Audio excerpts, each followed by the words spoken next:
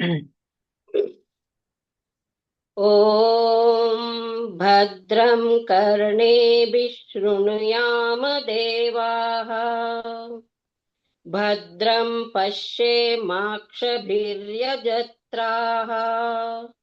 स्थिरैरङ्गैस्तुष्टुवांसस्तनूभिः। व्यशेम देवहितं यदायुः। स्वस्ति न इन्द्रो वृद्धश्रवाः। स्वस्ति न पूषा विश्ववेदाः। स्वस्ति नस्तार्क्ष्यो अरिष्टनेमिः। स्वस्ति नो बृहस्पतिर्दधातु। ॐ शान्ति शान्ति शान्तिः। सुंदर, बहुत अच्छा। नमस्ते, हेलो एवरीवन। मांडुक्य उपनिषद पढ़ रहे हैं। 4 मंत्र हमने किए थे, 5वें मंत्र पे अब हम आए हैं। 5वां मंत्र है डीप स्लीप को लेकर, यानी 5वां और 6ठा, ये 2 मंत्र जो है ये सुषुप्त अवस्था को लेकर है।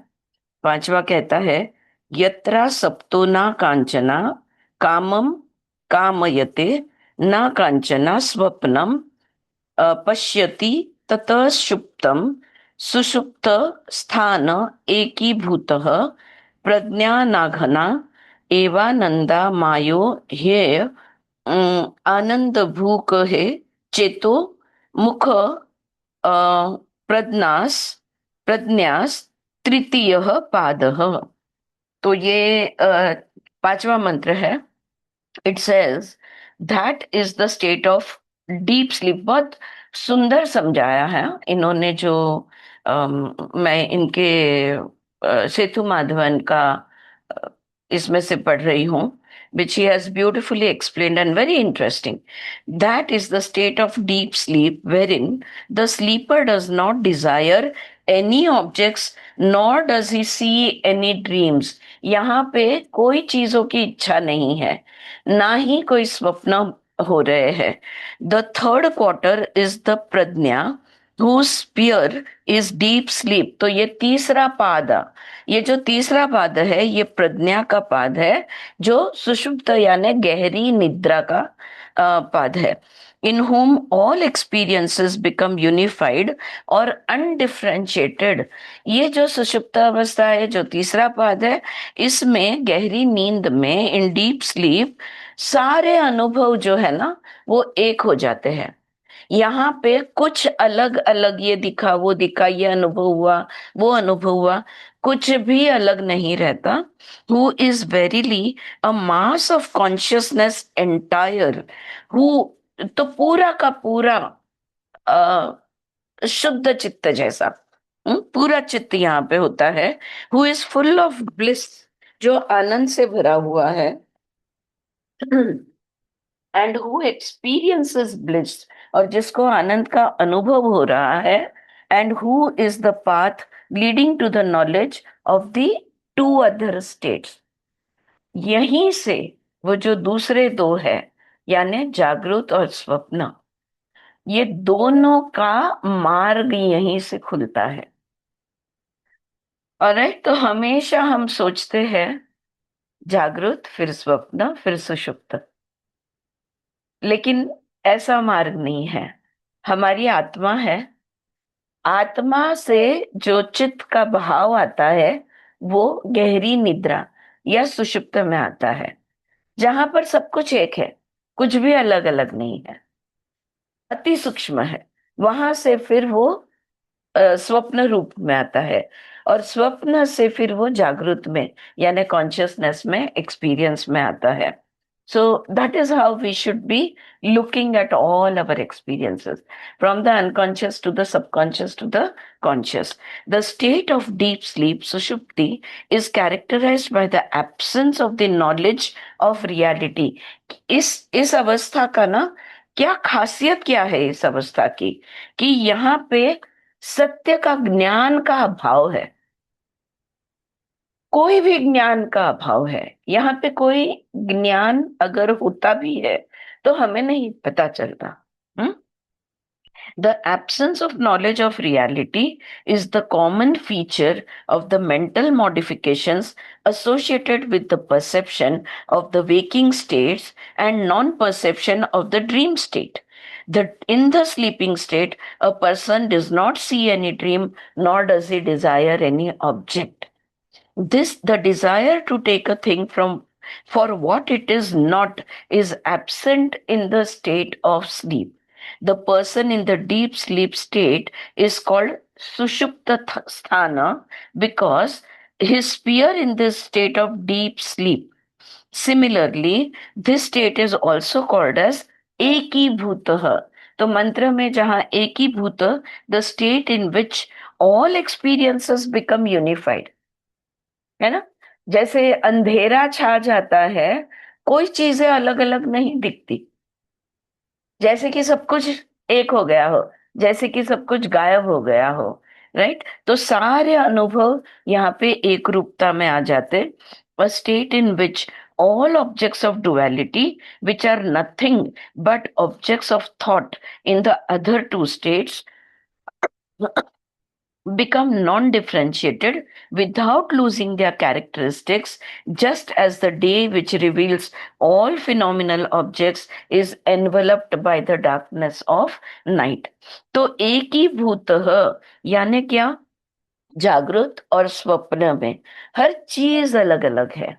वस्तु, व्यक्ति, विषय सब अलग अलग हमें दिखता है। यहाँ पे सब कुछ एक हो जाता है, यहाँ पे कोई विभाजन नहीं है। और जैसे कि मैंने कहा वो, कि अंधेरा छा जाए तो दिन में अलग अलग दिखने वाली चीजें अब सब एक जैसा हो जाता है। Thus, the only thing we know in sleep is that we have no knowledge.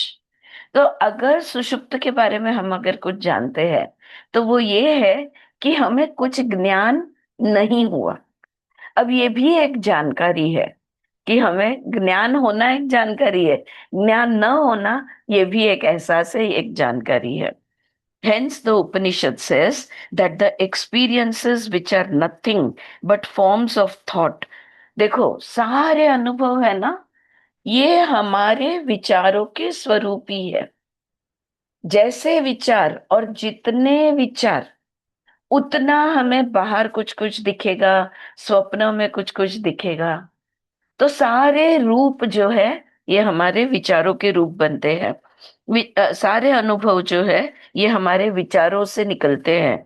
Perceive during waking and dream states become a consolidated thick mass of consciousness in the state of deep sleep and calls it as प्रज्ञा घनम।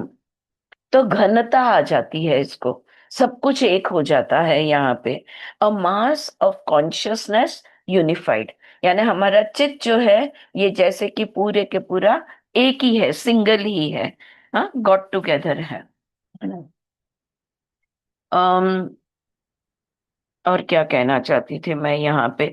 पतंजलि के योग सूत्र में उन्होंने दिया है अभाव प्रत्ययालंबना वृत्तिर निद्रा।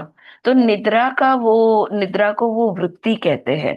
क्यों वृत्ति कहा, ये इंपॉर्टेंट है। अभाव प्रत्यया आलंब, absence of experience and support. तो कोई आलंबन नहीं है यहाँ पे। और प्रत्यय यानी अनुभव जो है ये नहीं है, एब्सेंट है। ओके, सो दैट इज निद्रा इज नॉट एन अचेतन शून्य अवस्था।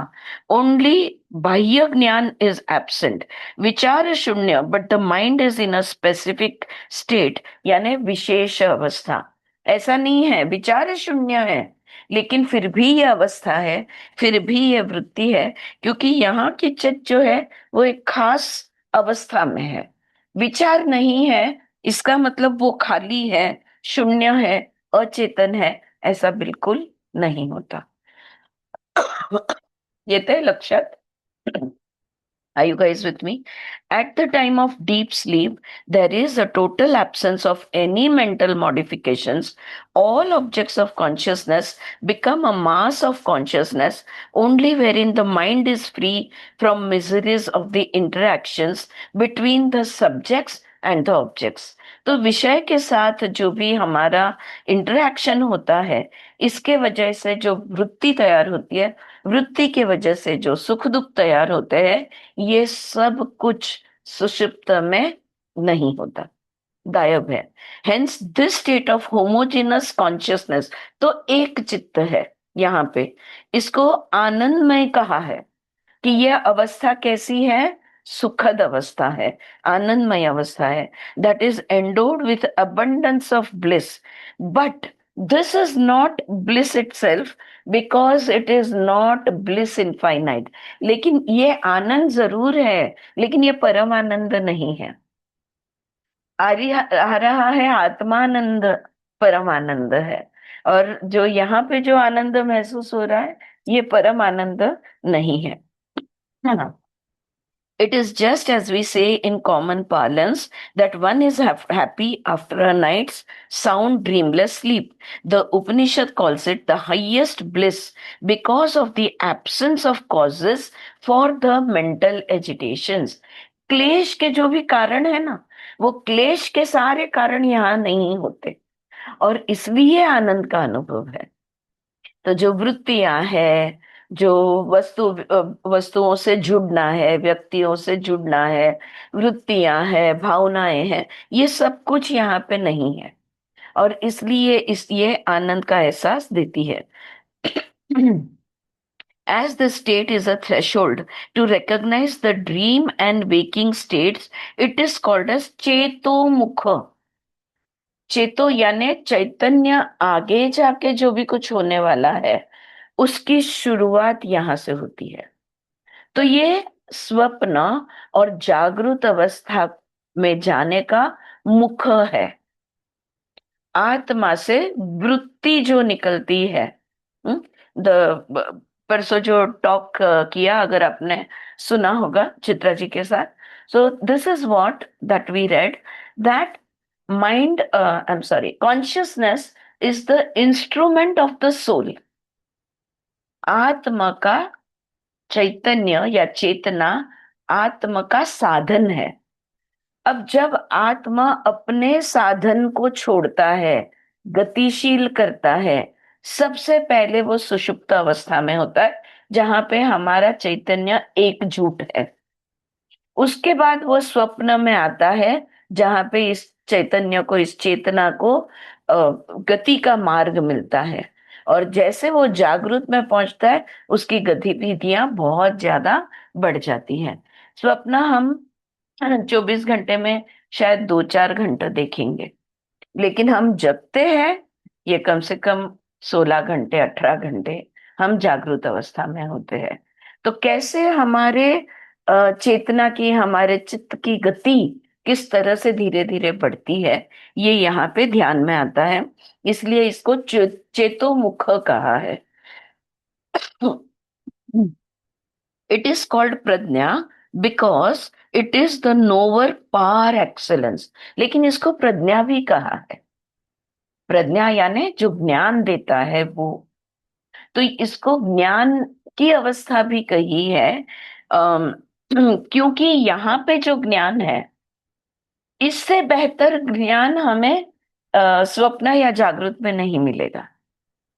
यहाँ पे प्योर नॉलेज का एग्जिस्टेंस है, अभी अभी आत्मा से निकला है, इसलिए ये ज्ञान काफी प्योर नॉलेज है, काफी ज्ञान शुद्ध ज्ञान है. यहाँ पे consciousness undifferentiated as against consciousness in the waking and dream states where awareness is associated with certain experiences.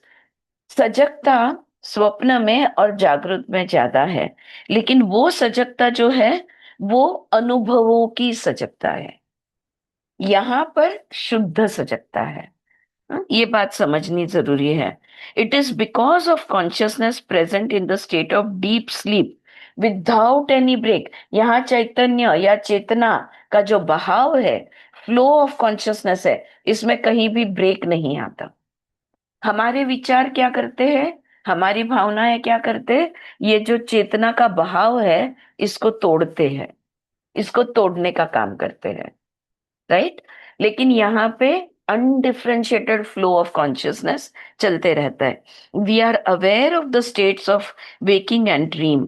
The consciousness which exist as प्रज्ञा in deep sleep appears as vishesha in the particular in the other two states। ये विशेष प्रज्ञा है। हम जग रहे हैं, हमें कुछ दिख रहा है, ज्ञान मिल रहा है, हम सुन रहे हैं, हमारे इंद्रियों के आधार से हम ज्ञान ले रहे हैं, ये बाह्य ज्ञान। या स्वप्न में भी हम जो भी कुछ हो रहा है उससे ज्ञान ले रहे, वैसा वाला ये ज्ञान नहीं है। इसलिए इस ज्ञान को विशेष ज्ञान बताया है उसने। The Pragya thus defined is the third quarter of the आत्मन। तो चेतना का ये तीसरा पाद जो है, ये सुषुप्त अवस्था का पाद बनता है। ऐसे उसको उसका वर्णन यहाँ पे दिया है। इसको ही लगकर मैं अगला मंत्र लेना चाहूंगी, क्योंकि ये उसको जुड़कर है। बट स्वाति, जानवी, अगर आप कुछ बोलना चाहो तो मुझे रोक लो अभी और बोल सकते हो, वरना दोनों मंत्र का एक साथ बताओगे तो चलेगा। Is that okay? चालेल। इकडे इकडे फक्त सुषुप्तीचं 2 वाक्यात सांगितलंय त्यांनी हं, की जागृत आणि स्वप्नामध्ये अनुभव येत असतात. मग ते बरं. अनुभव कोणाला रिलेटेड असतात, तर राग, द्वेष, मोह, प्रेम, हा, सगळं आलं, मत्सरला सगळं रिलेटेड आलं. असतात. पण सुषुप्तीमध्ये हा अनुभव अजिबात नसतो. नसतं. तिकडे फक्त आनंद असतो, कारण तो आत्मा स्वस्वरूपात म्हणू तसं हं, तो असल्यामुळे फक्त आनंद असतो. बस तेवढंच हे केलं. बरं. हा तिथे त्यांनी हं. द्वैत भावना शिल्लक राहत नाही. मी आता तेच बोलणार होते की वृत्ती नाहीये ना, मानसिक द्वैत ताणतणाव नाही. काही असो. बिलकुल.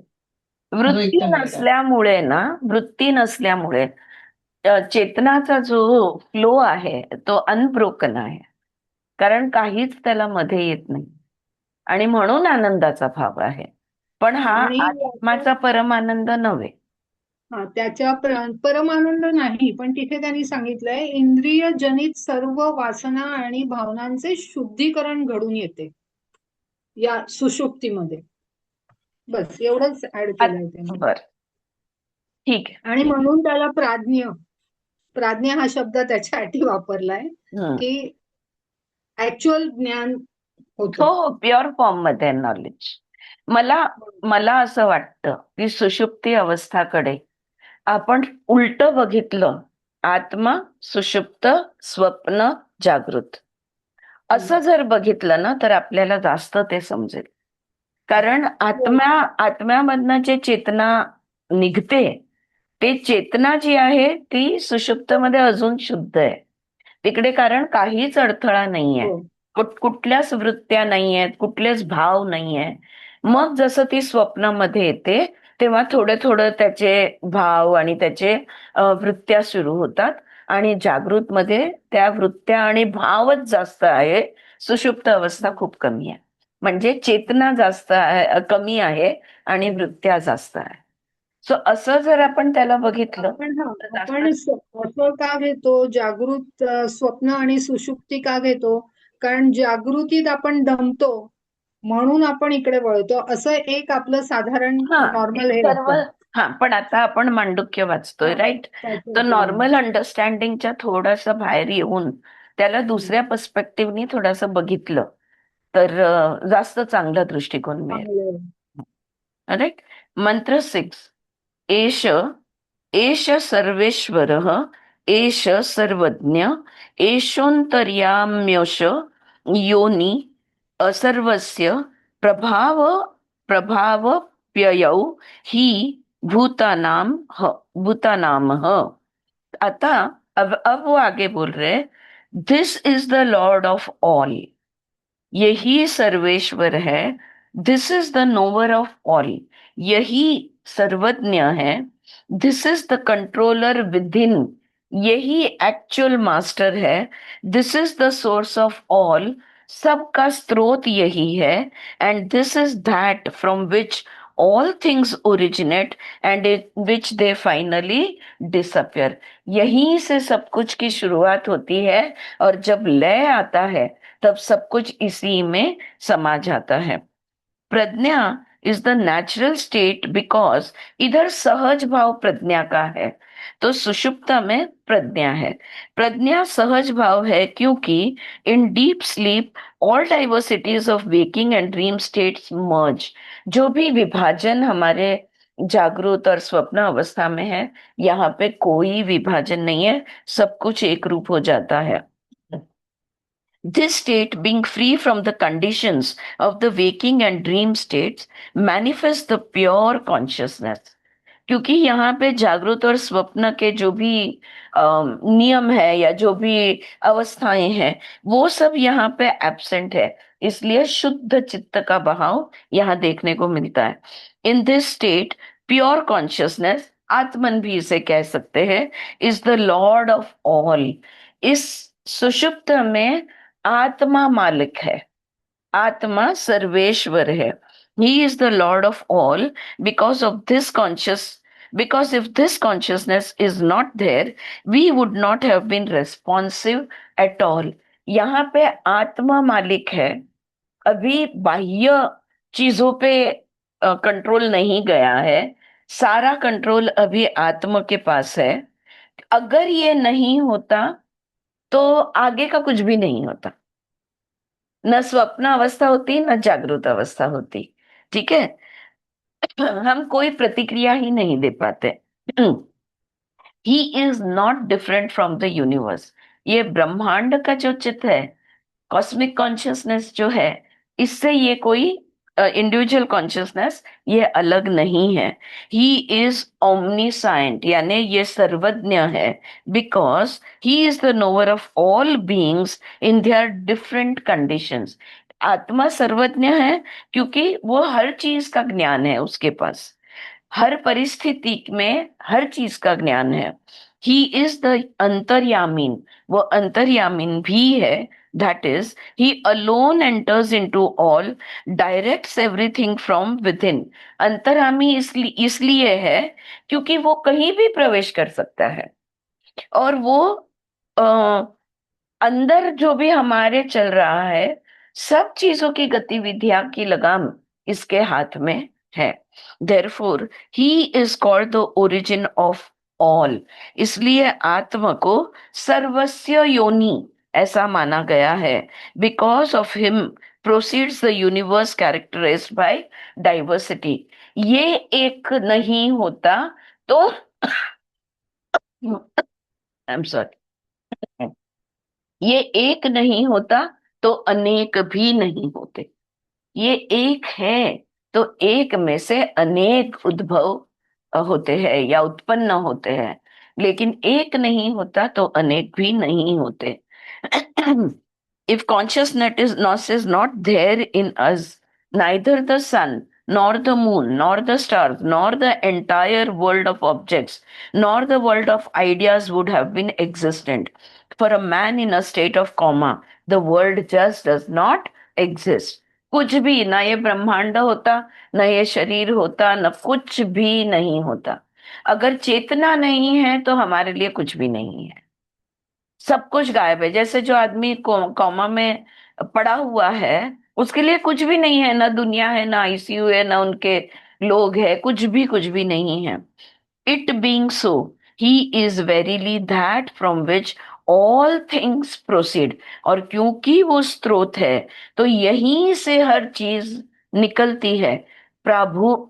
प्रभाव शब्द उन्होंने दिया है, यहीं से प्रभाव होता है, शुरुआत होती है। And in which all disappear, अपयय, तो हर एक चीज इसी में समा जाती है। The world outside and the world within rise up from this pure consciousness. पूरी बाहर की दुनिया, अंदर की दुनिया, सब कुछ इसी में से निकलता है।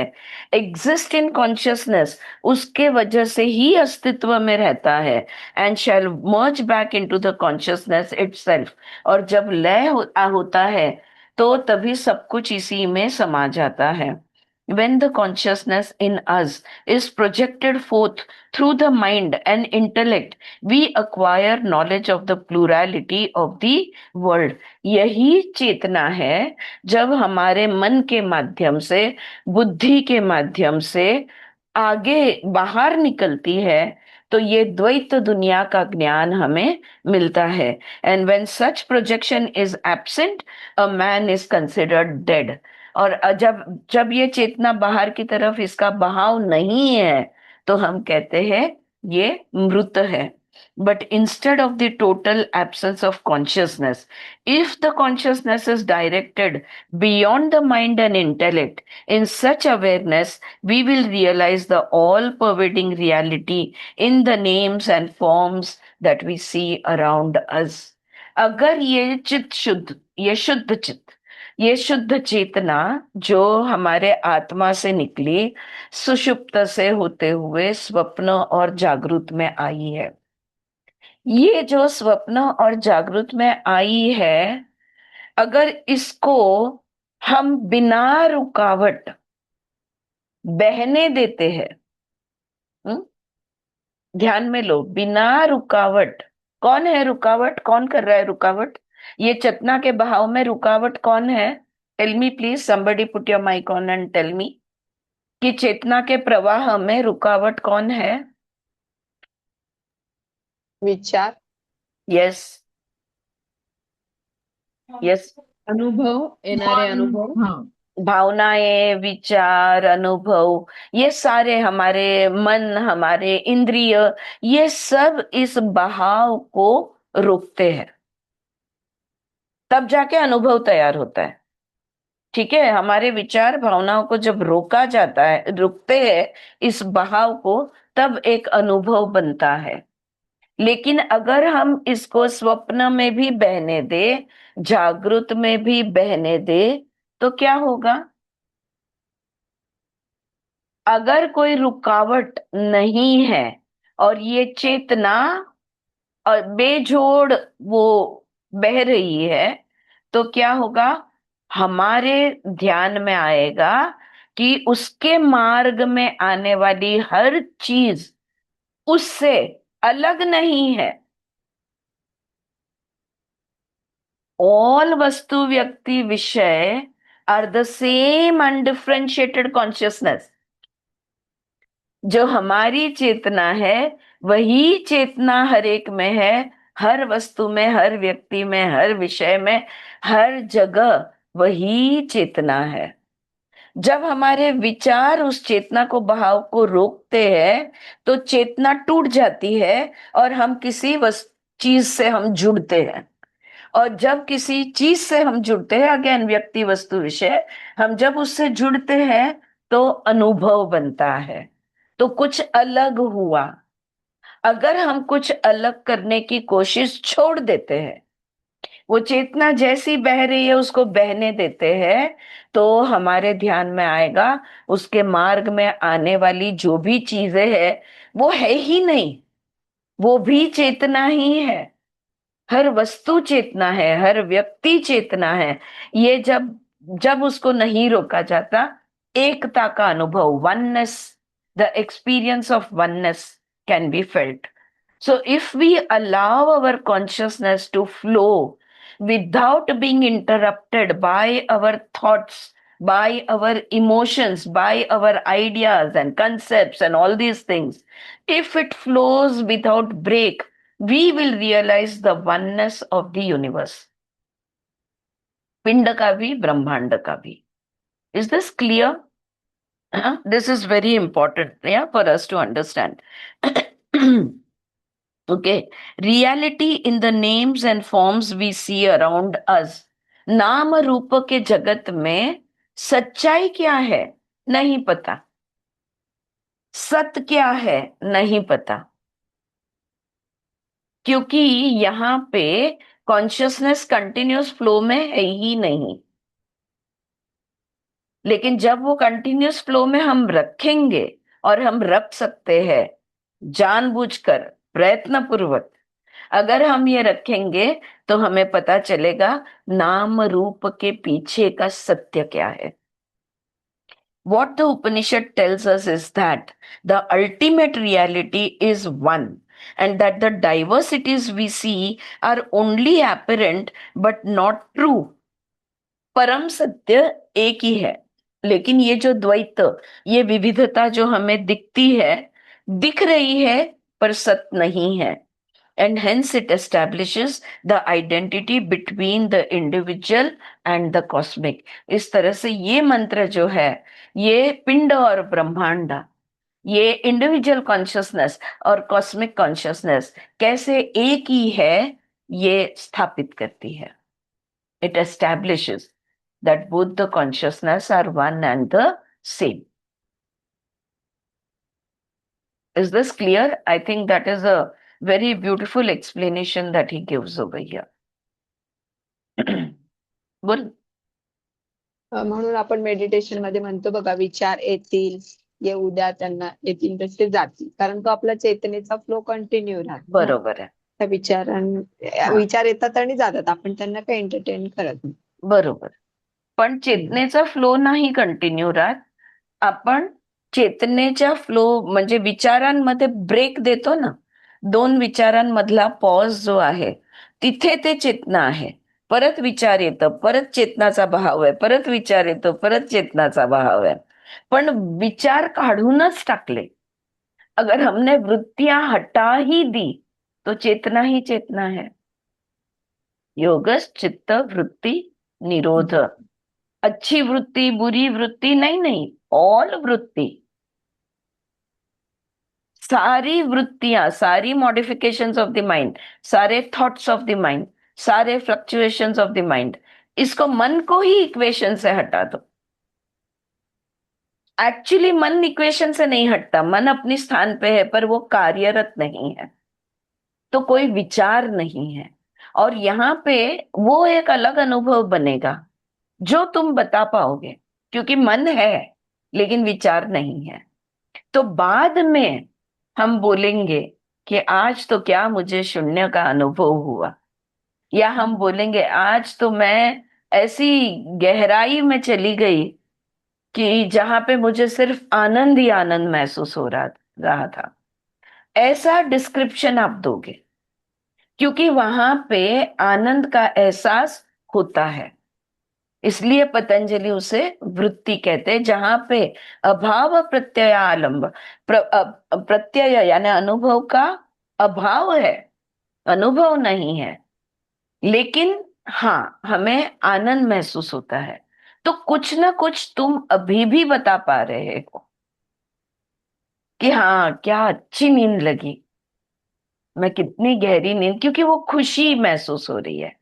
और क्योंकि तुम अभी भी उसे डिस्क्राइब कर सक रहे हो, इसलिए पतंजलि ने उसे वृत्ति कहा है.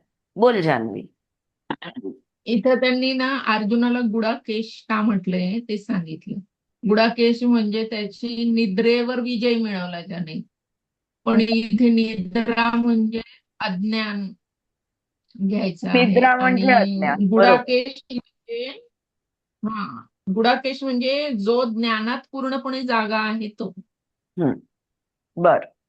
ओके. हे एक नवीन म्हणजे माहिती मला वाटली ओके. असं. अर्जुनाला असं हे दिलीये, नाव दिलंय ते. गुडाकेश, अर्जुनाला गुडाकेश. गुडाकेश म्हणतात. अर्जुनाला गीतेमध्ये गुडाकेश. खूप वेळा आलेलं आहे गुडाकेश. गीतेच्या खूप हो. श्लोक मध्ये गुडाकेश अच्छा. आले. ज्यांनी निद्रावर मात केलेली आहे तो, जय मिळवलं. जय मिळवलेला आहे तो. वंडरफुल. याने सुषुप्तला पण त्यांनी जिंकलेलं आहे असा. ओके. स्वाती कुठे गेली? हा स्वाती बोल. त्यांनी म्हटलंय की जागृती, स्वप्न आणि सुषुप्ती या 3 मनाच्या अवस्थेमध्ये सुषुप्ती ही सगळ्यात सूक्ष्म आहे, कारण त्या ह्याच्यात अनुभव नाहीये कुठलाही. पण या 2 अवस्थांना एनर्जी द्यायचं काम सुषुप्ती करते.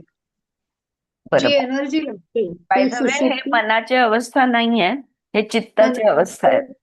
चित्ताची अवस्था. पण त्याच्यात म्हणजे जी एनर्जी लागते आपल्याला, ती एनर्जी सुषुप्ती मधून मिळते. बरोबर आहे, बरोबर आहे, ते ठीक आहे. अजून काय? ओके. एवढंच आहे. हा, आलं सुषुप्त अवस्था लक्षात आली की का ती सुषुप्त अवस्था एवढी महत्वाची आहे. आपल्या शास्त्रामध्ये सुषुप्तला खूप महत्व दिलंय. तसं शेतमध्ये आपण वाचलं, नंतरहून त्यांनी ते सांगितलं की भाई अनकॉन्शियस आहे तिकडे प्युअर नॉलेज आहे, आणि प्युअर नॉलेज मग ते सटल टू ग्रॉस असं त्याचा भाव असतो. It's one and the same thing, right. I hope थोड़ा और सुषुप्त अवस्था के बारे में थोड़ा और डीपर अंडरस्टैंडिंग आया होगा. हाँ जानवी. इथे त्यांनी ना ओंकारचा जो म म्हणतो आपण, हम्म, तो वरचा जो चंद्रबिंदू आहे हम्म. त्याचं त्यांनी इथे ते सांगितलं येईल आहे. आता पुढे, ते पुढे आणि येईल. पुढे तिन्ही अवस्था, अकार अच्छा, हे उकार उकार. सहामध्येच सांगितलंय पण यांनी. नाही नाही, आहे ना पुढे तिन्हीचं 3 मंत्र आहेत तिन्हीवर, अ उ म वर. अच्छा अच्छा. हा, त्या डिटेलिंग मध्ये ठीक आहे. येईल. हा, आणि तिथे हो परत मेन्शनिंग आलं की आठवण कर. हो. हम्म. येस. ऑल राईट, पुढचा घेऊ 7वा मंत्र. 7वा मंत्र. नंतः प्रज्ञाम न बहिष्प्रज्ञां न बाह्यतः प्रज्ञां न प्रज्ञानघनं न प्रज्ञां ना प्रज्ञां अदृष्टम अव्यवहार्यम आग्रह्यम अलक्षणम अचिंतयम अव्यपदेश्यम एकात्मा प्रत्यय सारम प्रपंचोपाशमाम शांतम शिवम अद्वैतम चतुर्थम मान्यते स आत्मा स विज्ञये. बोलायला पण किती सुंदर आहे ना हा मंत्र. इट सीम्स, आई थिंक, अगर if I am not mistaken, कौन है वो अपने, उन्होंने ये गाया है पंडित जसराज जी की आवाज में. मांडुक्य उपनिषद उन्होंने पूरा गाया है ये सारे मंत्र. ऐसे कहीं इंट्रोडक्शन में नोट था कि पंडित जसराज जी की आवाज में मांडुक्य उपनिषद सुनने में. आई तो लव हिज वॉइस. आपण युट्यूब वर चेक करून बघूया. शोधून बघूया. असेल तर ग्रुपवर टाकू. हाँ चालेल. ऑलराइट, तो ये 7वां मंत्र. अब तुरीय अवस्था, ये चौथी अवस्था या चौथा पाद जिसको हम कहेंगे. 4 आत्मा के 4 हिस्से जो दिए उन्होंने, या 4 पहलू जो दिए, जागृत, स्वप्न, सुषुप्ति और अब तुरिया. तो ये तुरिया के बारे में वो कहता है. तू कहते हैं तुरिया is not that which is conscious of the internal world. अंतर्मन, तुरिया वो अवस्था है जहां पे अंतर्मन में क्या चल रहा है इसका कोई लेना देना नहीं है. Nor that which is conscious of the external world. बाहर की दुनिया में जो क्या चल रहा है, बहिष प्रज्ञाम, उसका भी कोई लेना देना नहीं है. Nor that which is conscious of both. न न बाह्यते प्रज्ञाम न प्रज्ञा न घनम. तो यहाँ पे दोनों का भी अभाव है, दोनों का से कुछ लेना देना नहीं है. Nor that which is a mass of all consciousness. सुषुप्त का भी यहाँ पे कोई लेना देना नहीं है. Nor that which is simple consciousness, nor that which is unconscious, जो जागृत है जो नहीं है, ये दोनों से भी लेना देना नहीं है. It is unseen by sense organs. इंद्रियों से ये देखा नहीं जाता. नॉट रिलेटेड टू एनीथिंग, किसी भी चीज से ये जुड़ा हुआ नहीं है. इनकॉम्प्रिहेंसिबल बाय द माइंड, मन से, मन इसको ग्रास्प नहीं कर सकता, ग्रहण नहीं कर सकता. अनइन्फरेबल, इसको समझ नहीं सकते. अनथिंकेबल, इसके बारे में विचार नहीं कर सकते. इनडिस्क्राइबेबल, अवर्णनीय. Essentially of the nature of consciousness, constituting the self alone, negation of all phenomena. Pure आत्मा है, यहाँ पे कुछ भी नहीं हो रहा. The peaceful, the all bliss, तो शांतम, शिवम, अद्वैतम, non dual, that is what is known as the turiya. That is the atman and it has to be realised. यही तुरिया है, यही आत्मन है, और इसी का साक्षात्कार हमको लेना है. आध्यात्मिक मार्ग पर, हम इसी का साक्षात्कार लेने के मार्ग पर है. What a soft flowing lyrical language, like an early morning breeze in the spring season. वसंत ऋतु में सुबह की ठंडी हवा जैसे बह रही हो, ऐसे ये मंत्र का मंत्र लिखा गया है. This mantra of the Mandukya Upanishad adopted the neti neti method to explain Turiya. ये भी नहीं है, वो भी नहीं है, दोनों भी नहीं है, इस ये तीसरा भी नहीं है, वो भी नहीं है. The fourth state of consciousness. तो नेति नेति का जो क्या कहेंगे हम, नेति नेति का जो मंत्र है, जो ये भी नहीं, जो वो भी नहीं, ये यहाँ पे अपनाया गया है तूर्य अवस्था को समझाने के लिए. This doctrine in this Upanishad suggests the indescribability of the Brahman, the absolute. तो ब्रह्मन और आत्मा ये अवर्णनीय है, इसका वर्णन नहीं कर सकते. It is possible to describe Brahman as what it is not. सिर्फ इतना बता सकते हैं कि ये क्या नहीं है, and not as to what it is. Atman is neither this nor this. नेति नेति ये भी नहीं और ये भी नहीं. The self can not be described in any way.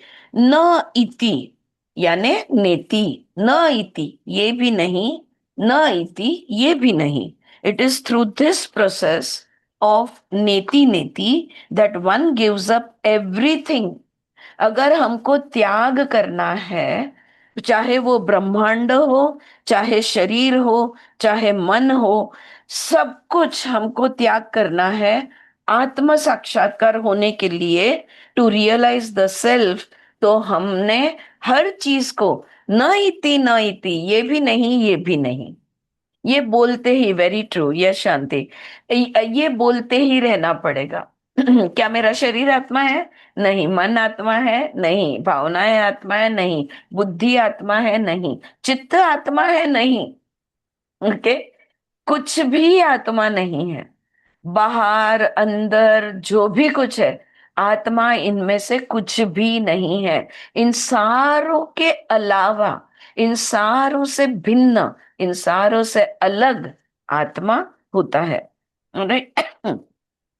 After knowing the Atman in this manner, one develops the attitude that the phenomenal world and all its creatures are made up of the same essence of bliss. हर चीज को जब हटा देते हैं, जो बचता है वो है ब्रह्मन, जो बचता है वो है आत्मा. और फिर तब जाके रियलाइज होता है कि ये तो सर्वव्यापी है, सर्वज्ञ है, हर जगह पर ये है, तो हर चीज में यही है. नाम रूप की दुनिया हमारे सामने से हट जाती है, सब कुछ एक जैसा नजर आता है. Brahman is infinite, amorphous, colourless, characterless and formless universal spirit. ब्रह्मन है क्या? ब्रह्मन अनंत है. अमोर्फस यानी बेढब, यानी जिसको स्ट्रक्चर नहीं होता ना, वैसा. हाँ, बेढब है ये. कलरलेस यानी बेरंग है. कैरेक्टरलेस यानी निर्गुण है. और फॉर्मलेस यानी निराकार. ऐसा ये सर्वव्यापी आत्मा है, which is omni present and omni potent.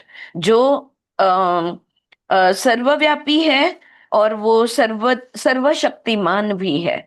And like cosmic energy, it is pervasive, unseen and indescribable.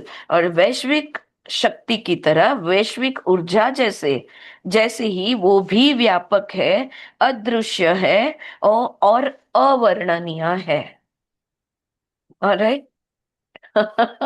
कितने एडजेक्टिव्स डाले हैं यहाँ पर उस चीज को समझाने के लिए जो समझाने के परा है. जिसको समझाने के लिए कोई शब्द ही नहीं है, मतलब शब्द ज्ञान यहाँ पे कोई काम का ही नहीं है. थोड़ा सा डिटेल में ये मंत्र को देख लेते हैं. Just very beautifully and very short 11 points में हर शब्द को बहुत अच्छी तरह समझाया है. लेट अस एनालाइज द मंत्र using the language of negation. न इति की भाषा का इस्तेमाल करते हुए सबसे पहले है नंतः प्रज्ञानम. आत्मा या life force in man is not the dreamer or that which is conscious of the internal subjective world. That is, Turiya is not the of the dream state or Taijasa. Turiya यानी तैजस नहीं, नंतः प्रज्ञानम न बहिष्प्रज्ञानम. It is not that is with that which is conscious of the external object world. That is, Turiya is not the waking state ego और वैश्वनर. तो तुरिया ये तेजस नहीं है, वैश्वनर भी नहीं है.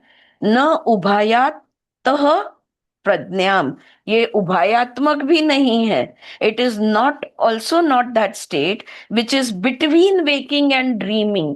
ये दोनों के बीच का भी हिस्सा नहीं है या दोनों को मिलाकर भी नहीं है. न प्रज्ञा न घनम.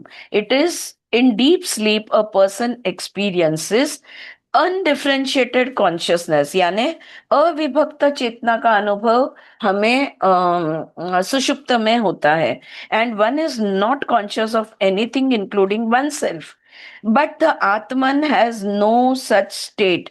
प्रज्ञान घनम यानी वो अवस्था भी ये इसकी नहीं है, तुरिया की नहीं है.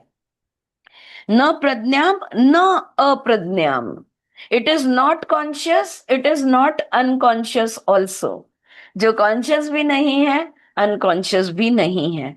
If none of these states are applicable to the self, then how do we describe it? अगर ऐसा है, न वो जागृत है, न वो स्वप्न है, न वो सुषुप्त है, तो हम इसको कैसे वर्णन करें? The Upanishad says that one can not describe the self, one can not predict anything about it, one can not से इट इज दिस और it is that.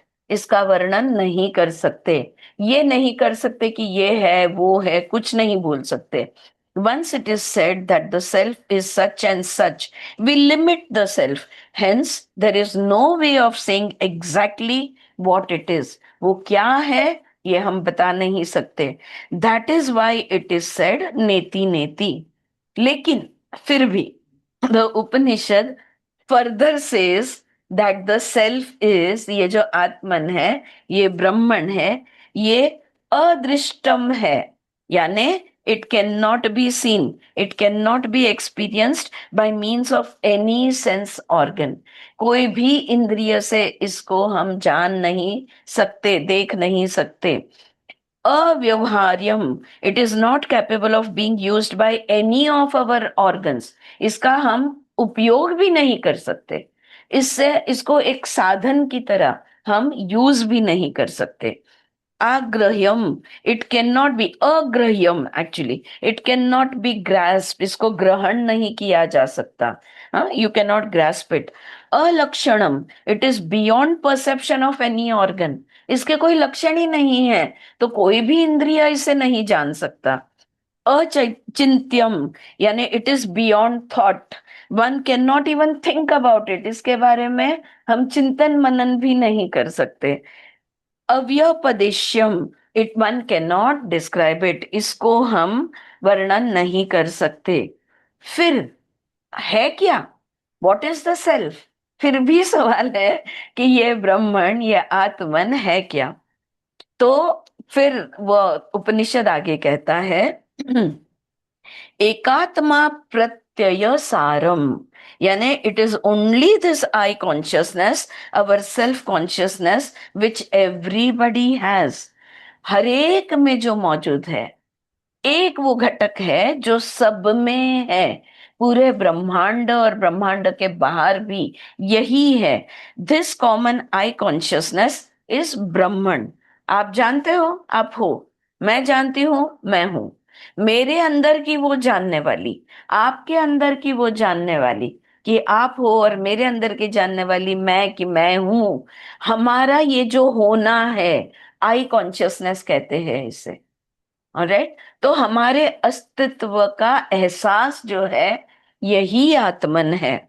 It is the param atman, the substratum, the common base, the cosmic self. और वही परमात्मा भी है, पर ब्रह्म भी है. The Upanishad has thus very cleverly led us from not this not this to the conclusion that we are Brahman. इस तरह से हर चीज को हटाते हुए ये उपनिषद हमें उस वाक्य पे ले आते हैं, प्रज्ञानम ब्रह्मण, यानी मुझे पता है कि मैं हूं। मैं यही है, या अहम आत्मन ब्रह्मण, तो मेरी आत्मा है, यही, ये कंक्लूजन पे यही ब्रह्मण है। इन the and there is only one thing that exist. अंत में एक ही चीज होती है, एकम आत्मा प्रत्यय। हर एक में वही आत्मा है। Only the I consciousness that is the support of the whole universe and the essence of our being.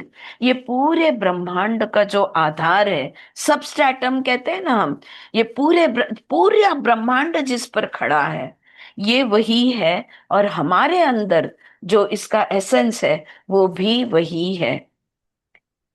अगर ऐसा है, when do we realize this, तो ये हमें पता कब चलेगा, right? When do we realize this? प्रपंच उपाशामाम। अब यहाँ पे वो कह रहे प्रपंच उपाशामाम, when the phenomenal world is negated, इस प्रपंच को हटा दो, रिजेक्टेड और एलिमिनेटेड। बाह्य दुनिया पूरी तरह से जब हट जाएगी, तब तुम्हें ब्रह्मांड का एहसास होगा। The object world is nothing but names and forms. ये जो बाहर की दुनिया है, ये नाम रूप की दुनिया है। इसको जब हटा दोगे, तब तुम्हें ब्रह्मांड का एहसास, आत्मन का एहसास होगा। अगर इनको हटा दिया जाए, when these are eliminated, what is left? फिर क्या बचेगा अगर इसको हटा दिया जाए तो? बहुत सुंदर जवाब देते हैं, शांतम शिवम अद्वैतम, ये बचेगा। That is peace, happiness and non duality. There is peace because there is no diversity, द्वैत है ही नहीं, झगड़ा कौन करेगा, राइट? तो यहाँ पे शांति, जो शांतम कहा है, वो there is no diversity, no plurality, no competition with each other. when there is unity, there cannot be anything but peace and happiness. अगर अद्वैत है तो सुख और शांति, ये दोनों छोड़ के और क्या रहेगा? और कुछ बच ही नहीं सकता, है ना? जहां अद्वैत नहीं है, वहां पे शांतम शिवम, यानी पीस एंड जॉय, यही, वहीं पे हैप्पीनेस, यही बचेगा। This is called the fourth state, और यही अवस्था को चतुर्थम कहा है, दैट इज तुरिया। ये तुरिया अवस्था ही चतुर्थ अवस्था है। That is our real estate and that is ब्रह्मण। ये हमारा सत्य है, ये हमारा सत्य है, और यही ब्रह्मण है। स आत्मा, स आत्मा यानी यही हम है, यही आत्मा है।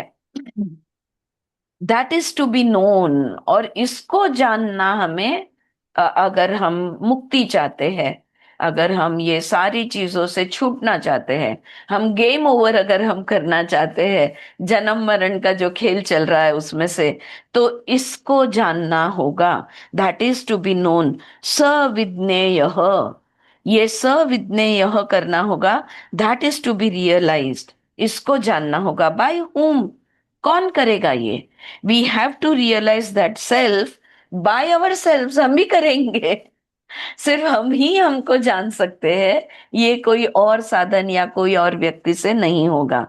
Shankara says that we are now ignorant of our own self. We have to remove that ignorance and then only self can be known. यही अविद्या है, यही अज्ञान है। जब ये अविद्या अज्ञान निकल जाएगा, तब खुद को हम जान जाएंगे। The idea is that mere intellectual understanding of the self is not enough. What is required is to experience the self by oneself. स्व अनुभव से ही, इसका कितना भी ज्ञान ले लो, वो हमें नहीं प्राप्त होगा, वो हमें उसका प्रत्यय नहीं आएगा, अनुभव नहीं आएगा। हाँ, तो ये स्व अनुभव से ही समझेगा। The means to achieve this experience is, तो कैसे करे, है ना? अच्छा, समझ में तो आ गया कि भाई हमें क्या करना है, पर करे कैसे? और फिर यहाँ पे वो जवाब दिया है, दे रहे हैं, the means to achieve this experience is Pranava Upasana, meditation of Om, which is the theme of the mantras that follow. आगे आने वाले जो मंत्र है ये पूरा इस पर ही है। ओम ओम ओमकार उपासना, प्रणव उपासना यानी ओमकार उपासना। In these mantras, the Upanishad tells us that meditation on the constituent matras of the pranava, Pranav जो है, ओमकार जो है, ये इसके तीन मात्रा है, अ, उ और म, AUM, ओके, जिसी को अकार, उकार और मकार ऐसा कहा गया है। ये तीन मात्रा है, अकार, उकार, मकार। अगर हम इसकी उपासना करते हैं तो हमें नॉलेज, ग्लोरी एंड प्रॉस्पेरिटी यानी ज्ञान, वैभव और समृद्धि, ये तीनों प्राप्त होगी। Which the three padas of the atman, Vaishva, Taijas, Maya and sorry Vaishva, Tejasya and Prajna are capable of bestowing upon men. तो हम जो जागृत, स्वप्न, सुषुप्ति से जो ज्ञान, वैभव, समृद्धि जो चाहते हैं, नॉलेज, ग्लोरी एंड प्रोस्पेरिटी, ये जो हम चाहते हैं, ओमकार उपासना से हमें ये प्राप्त हो सकती है। ओके, लेकिन हो सकती है, लेकिन all these come under the sway of maya and therefore they are short lived. तो लेकिन अगर जागृत, स्वप्न, सुषुप्तम के माध्यम से अगर हमने ओमकार उपासना से अगर हमें वैभव, ज्ञान, समृद्धि मिल भी गई तो भी ये थोड़े समय के लिए होगी। ऑलराइट, ये थोड़े समय के लिए, सो it is short lived. And और क्योंकि ये माया के घेरे में है, अविद्या, अज्ञान के घेरे में है, to have an eternal bliss, अगर परम आनंद चाहते हो, the Upanishad advises to meditate on partless unified pranava. तो जो एक ओंकार हम कहते हैं ना, जो तीन अकार, उकार, मकार से बटा हुआ नहीं है, ऐसे ओमकार पे, ओंकार कहते हैं, इस पर आपने उपासना करनी है। thereby achieve the blissful condition of divisionless atman और या ब्रह्मन, तब जाके हमें ये परम आनंद, ब्रह्मन या आत्मन का अनुभव मिलेगा। नाइस, क्लियर, ब्यूटीफुल मंत्र। और उन्होंने जो ट्रांसलेशन या ट्रांसलिटरेशन जो दिया है वो इतना सुंदर दिया है कि मैं वाक्य से वाक्य में ही समझाती चली गई। राइट, कुछ पॉइंट जो समझ में ना आया हो, ये मंत्र यहाँ पे समाप्त हुआ, या कुछ ऐड करना है? बहुत सुंदर शब्द। इथं तेच लिहिलंय मी पण, शांतम शिवम अद्वैतम, हम्म, आणि परब्रह्माचा हा चौथा भाग म्हटलंय त्यांनी. आणि जो सुफी जो लोक अद्वैत त्याला, आहे.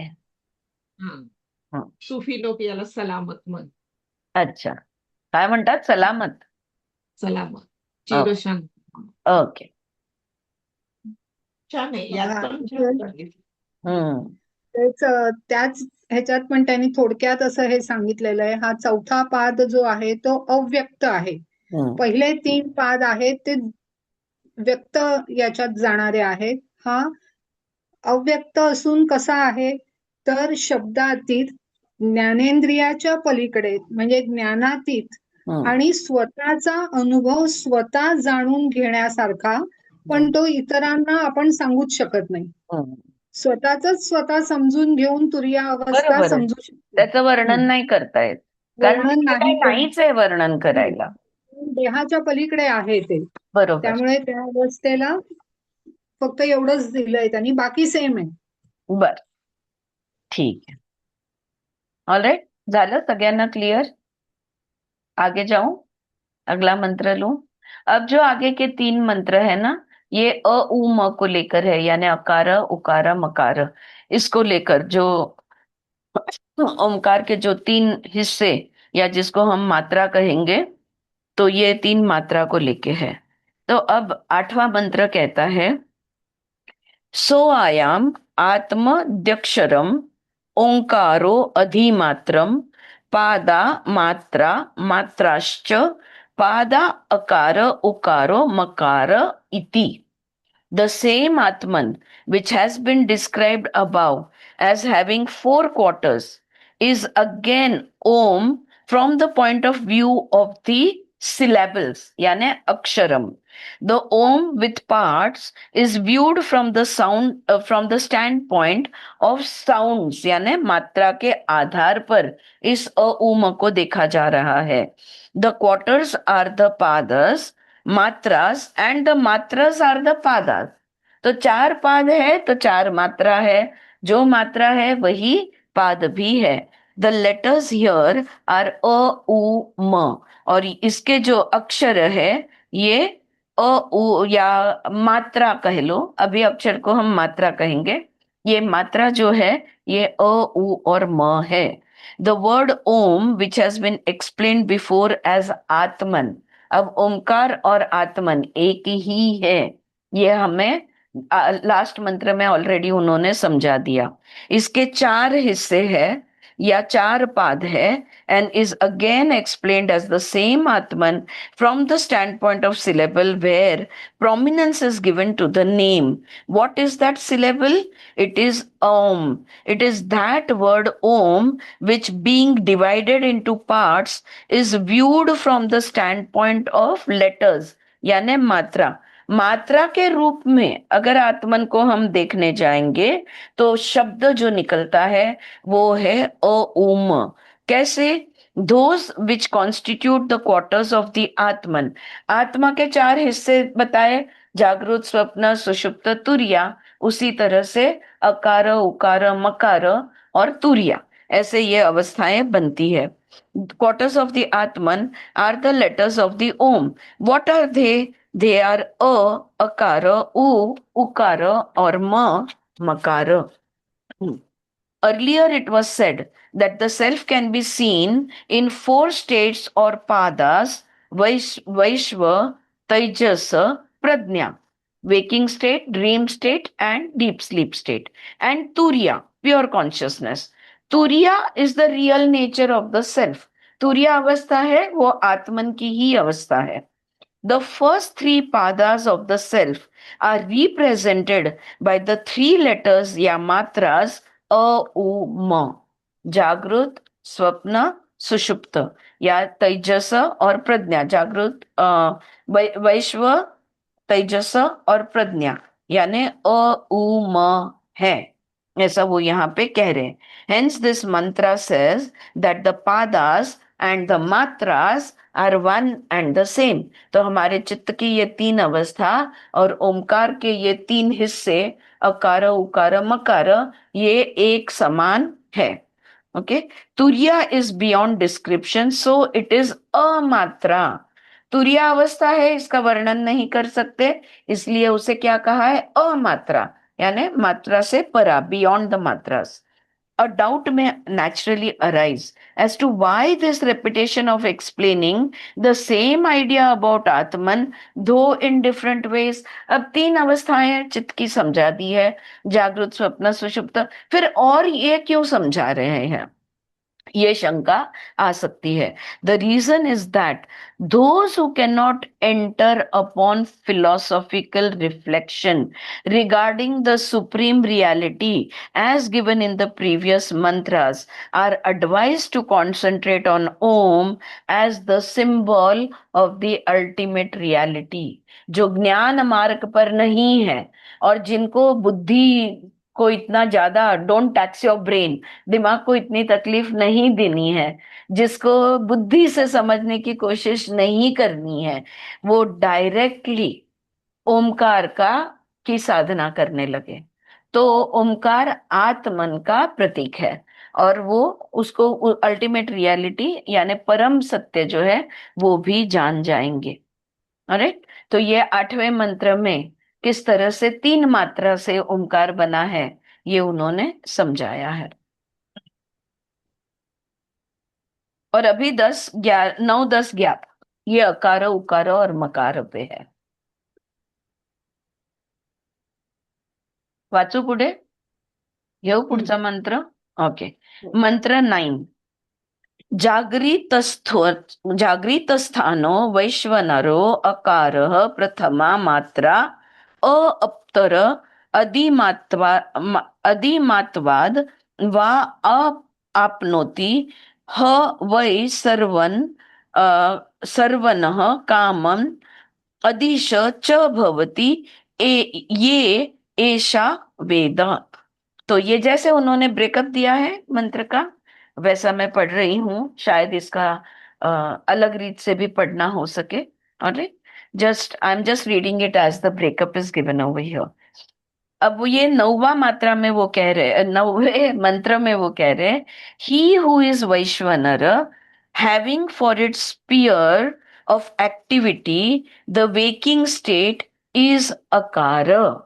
तो ये जो वैश्वनर यानी जागृत अवस्था जहां पे कार्य चल रहा है वो अकार है. अकार की मात्रा वहां पे बैठती है. The first letter of Om on account of its all pervasiveness and और account of it being the first. अकार क्यों है? क्योंकि वो पहला है, प्रथम है, और दूसरा सर्वव्यापी है. तो ये पूरी दुनिया को जानना है तो अकार से आप ये दुनिया को जैसा है वैसा जान पाओगे. ऑलराइट, मतलब दर्शन कर पाओगे, बाह्य जगत का दर्शन. आप समझते हो, राइट? दर्शन ये शब्द, जो जैसा है वैसा उसको देखना. हाँ, नाम रूप के परा, यानी उसको कोई गहना नहीं समझना, इयरिंग है, बैंगल है, गोल्ड जो है उसको देखना. राइट? तो ये वो अवस्था है.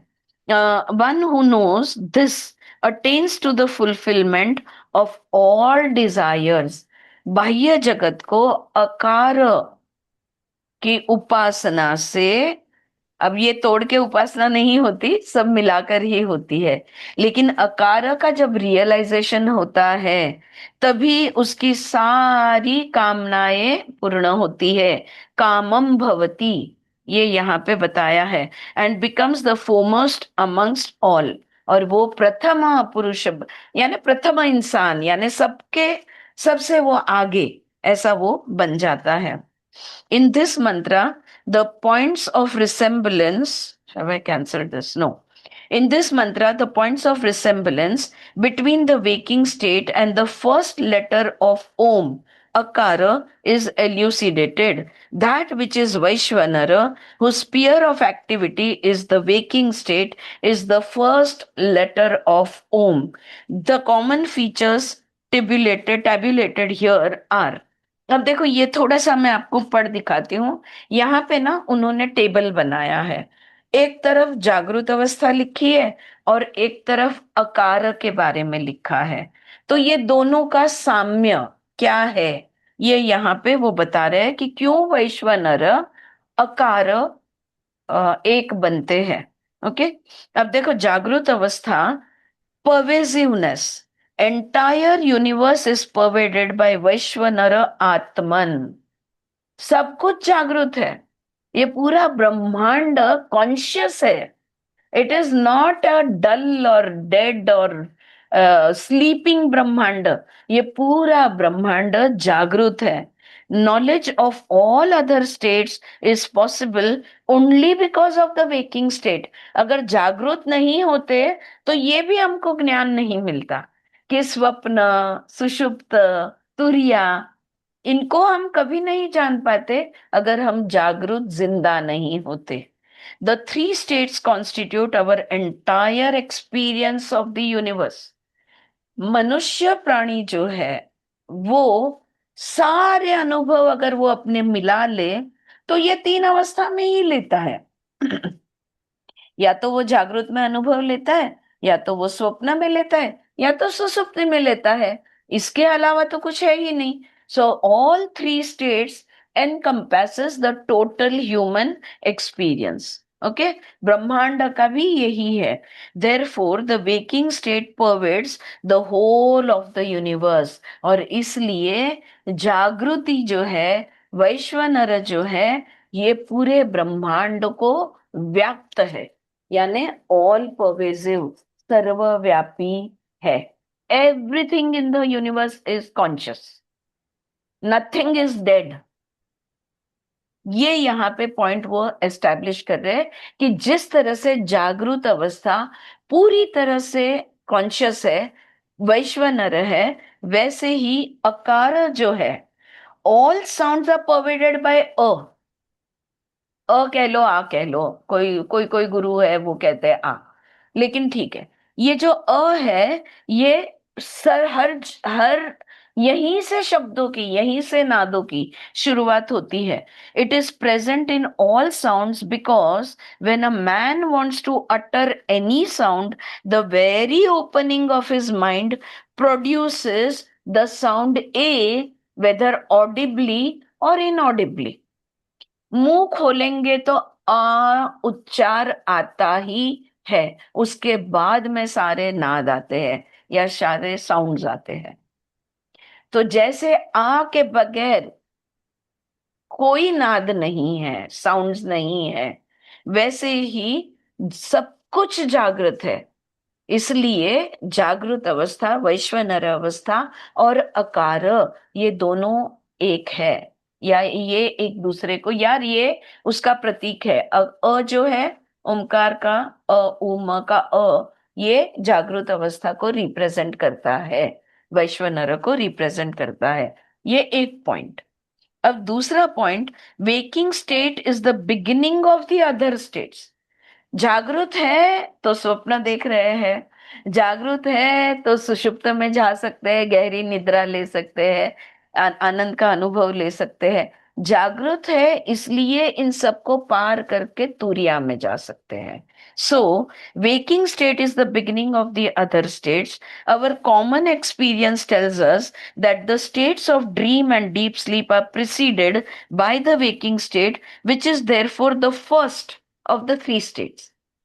अगर तुम जागृत हो, कॉन्शियस हो, तो तुम सोने जाओगे, तो स्वप्न देखोगे। अगर कॉन्शियस नहीं हो तो स्वप्न कहाँ से देखोगे? तो अवस्थाओं में ये प्रथम अवस्था बनती है। वैसे ही अकार जो है, A is the first letter of the alphabet, ABCD, right? It is the first of the three letters constituting Om. It is first of all sounds. Hence, it is called the beginning because no other sound or letter precedes A. इसको क्या कहा है? शुरुआत इससे है, क्योंकि इसके पहले का कोई नाद नहीं है, इसके पहले का कोई अल्फाबेट नहीं है। अ आ ई ई उ ए ऐ, राइट? वैसे ही ABCD, अ के बगैर शुरुआत ही नहीं होती। In the Bhagavad Gita, also Bhagwan says, among the letters, he is the letter A.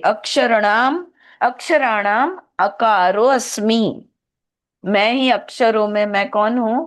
मैं अकार हूं, ऐसा कृष्ण कहते हैं। The mantra says that one who knows the identity of the two, as described above, has all his desires fulfilled and becomes the chief of the great.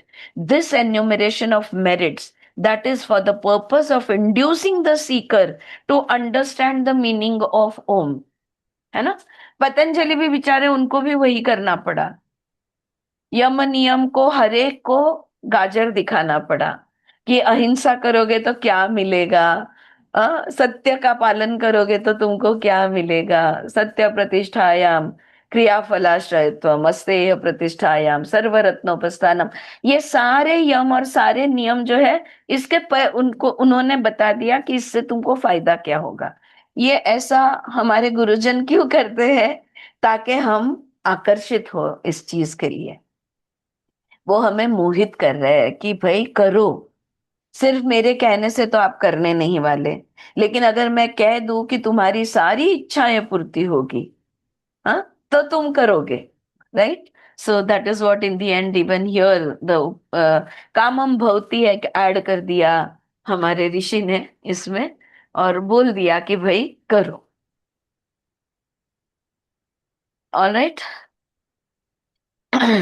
I think we can stop over here. Mantra 9, 10, 11, 12. 3 मंत्रा रह गए, कल करते हैं। और थोड़ा उनका conclusion भी पढ़ के रखती हूँ। किनका? कृष्णानंद का। और उसमें अगर कुछ अच्छा दिया है तो देखेंगे। बोला काय अजून ऍड करायचंय तुम्हाला? नाही. ओके, सिंपल आहे वैसे, पण पटवून दिलं आहे की का आपल्या चित्ताच्या 3 अवस्था आहेत त्या ओंकारीशी निगडीत आहेत, शी निगडीत आहेत. हे का असं आहे हे त्यांनी पटवून दिलं. It's very convincing. Isn't that true? Right? Yeah, all right.